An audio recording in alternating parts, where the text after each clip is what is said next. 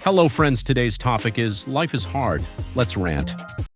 I've been having a really hard time lately. Life has been lifing. And while I am going to remain hopeful, I'm also going to remain honest. And that means sometimes acknowledging painful experiences and painful emotions and resisting the temptation to bypass those things just so that I can maintain an image of being more positive. When you are carrying heavy things, it is very hard to have this exterior of lightheartedness. And so that's a pressure I've chosen to take off of myself.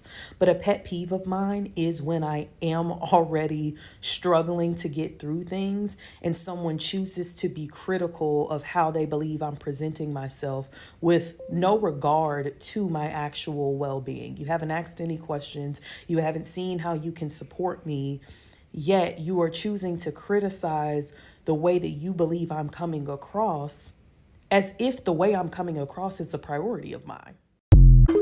So a lot of you asked, how did I end up broke and homeless in Louisville, Kentucky? The answer is simple. Trusting somebody with my money. Family. I found out the day before Christmas 2011 that my money was gone. My retirement, my 401k, my savings, gone. So I packed up my truck in the middle of the night and drove from Mississippi north. Ended up here in Louisville, Kentucky. This is the pay-by-the-week motel that me and my children stayed in that room right there. And I drive past this place every other day and just in awe of where I came from. I had been through a lot in my life, but I had never struggled financially. I always had something. So to have $0 and no plan was an issue.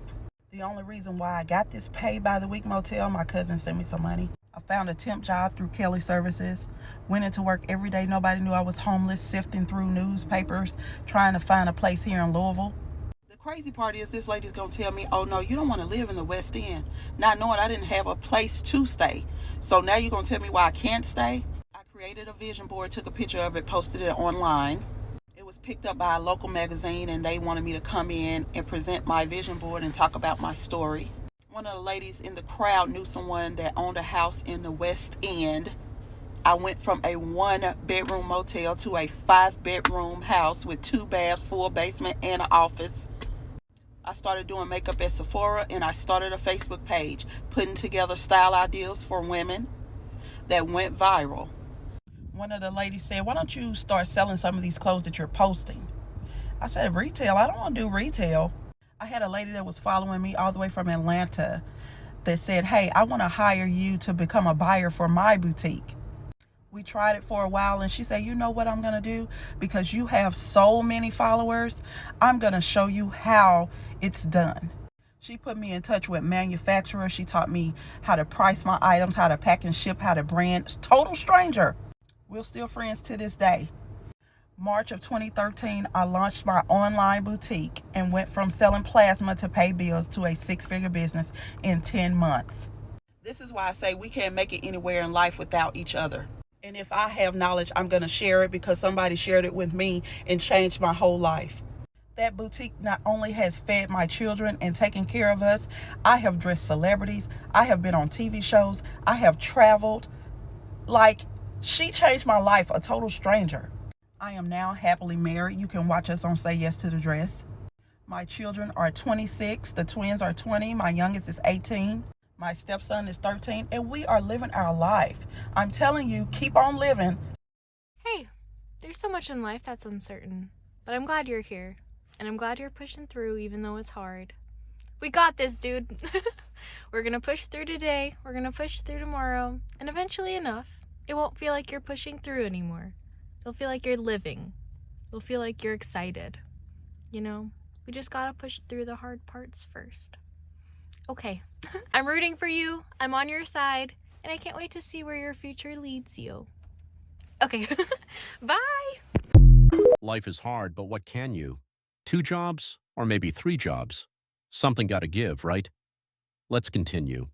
There are 3 lessons I learned this year, which was one of the hardest years of my life, and I want to share them with you because I don't want you to have to experience the hardest year of your life to learn these lessons. These lessons are so important.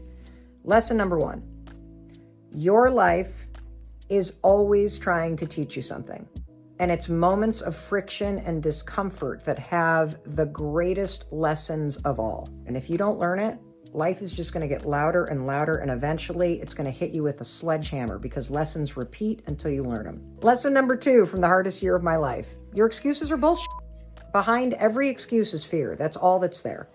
So you can disappear any excuse and you can address any fear with action. And number 3, change is not easy. Change is very hard. That's why so many of us struggle with it. But even though change isn't easy, it is always worth it, and you're capable of it.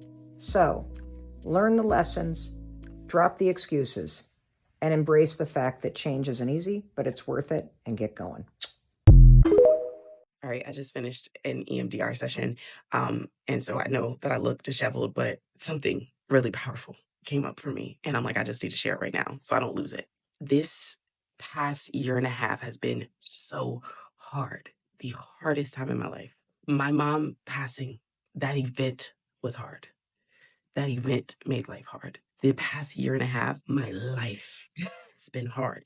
Everything has felt like an uphill battle, has felt so difficult. And I've always been a resilient person. I'm like, God, why is it so hard to get through this year and a half? And I realized before a year and a half ago, I was using so many external things. Like all my life, I've been using some form of an addiction. Like don't get lost, okay? Some form of addiction, something as a way of soothing. I didn't realize that. And this is the first time in my life.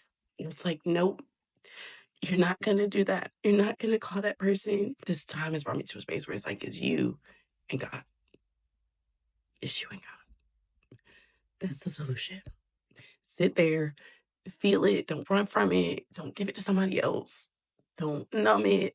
And so here's the illustration that I came up with that maybe will help you if you are experiencing that season of like, you know what, I broke patterns, but in the breaking of these patterns, moving through hard times feels impossible because the patterns were the solutions. The patterns made me feel better.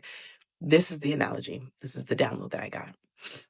All my life, I've been moving in the right direction. It hasn't been linear and it's been like slow trucking along. We're getting there. This season is a sharp left turn.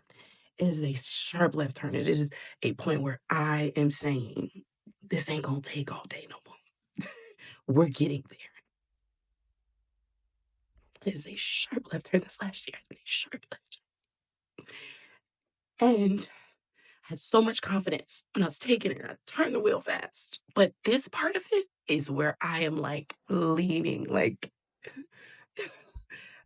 feeling like I'm about to fall out the window.